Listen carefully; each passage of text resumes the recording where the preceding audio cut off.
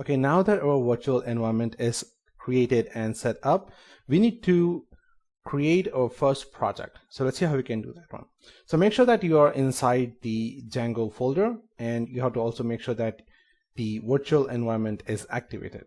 Now, once your virtual environment is activated and you're inside the project folder, you can just type in Django admin start project, and then I'm going to call this project as my site.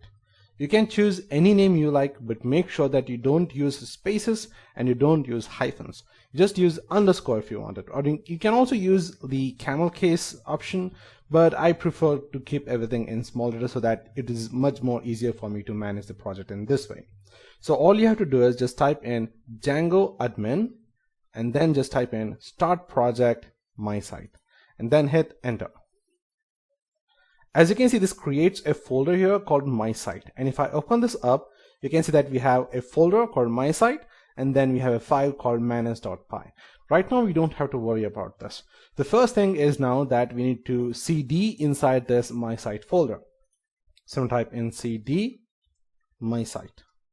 Now I'm inside that site folder. Let's type in dir. That's going to show me the list of files. As you can see that we have manage.py, we have my site. So I'm going to use the manage.py to run our server.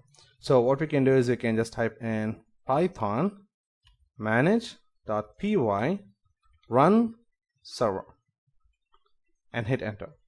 This is going to start a local development server inside your computer, so you can access that using this URL. So just click on this one and then click on follow link. And I can see that our Django project is set up and it says up and running.